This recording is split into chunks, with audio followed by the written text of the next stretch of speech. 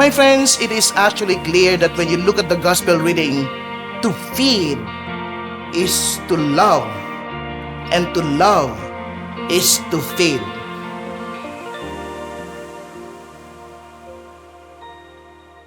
In one of the resurrection stories of Jesus, when the Lord himself have decided to meet Peter and some of the disciples in the seashore for the breakfast meeting, I cannot forget the word of Jesus himself that after the feeding, the Lord said to Peter, "Do you love me?" And Peter said, "Yes, Lord, you know that I love you." "Then feed my lamb or feed my sheep." We cannot deny the reality, my friends, that for the Lord himself, to feed is to love, and to love is to feed. And there are so many instances in the gospel reading where we have seen how the Lord will always instruct his disciples to do the feeding. Do you remember that beautiful story on the miracle of feeding the 5,000? When the Lord suddenly realized that he need to do the feeding. And so he called the disciples and said, "Feed them." Actually, I was also struck by this little boy when he decided to give his 5 loaves of bread and 2 fish. The boy knows the meaning of loving, which is basically feeding.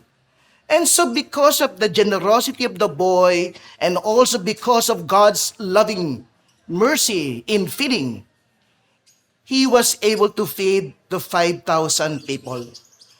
Do you also recall that beautiful story on the Last Supper when the Lord is about to die and yet he decided to forget himself because he realized maybe that the disciples are also hungry.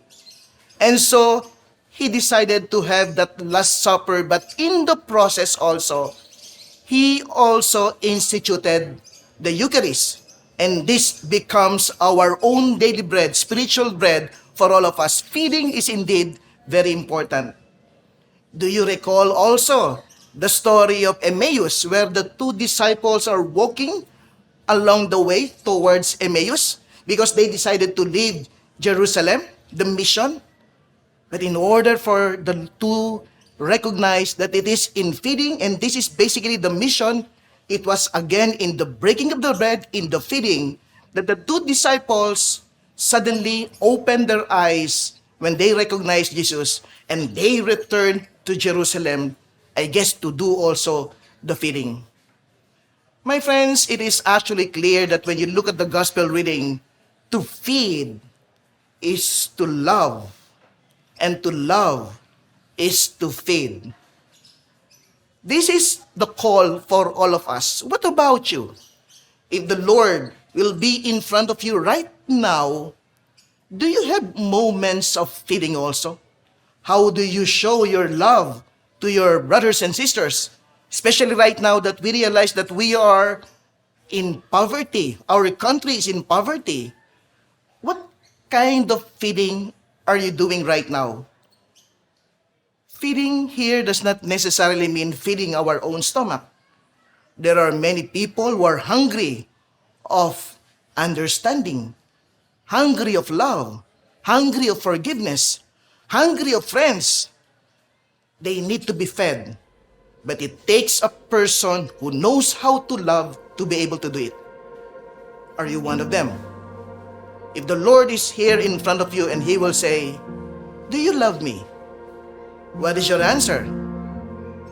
If your answer is, "Yes, Lord, you know that I love you," the Lord will just smile at you and He will say, "Then feed my people."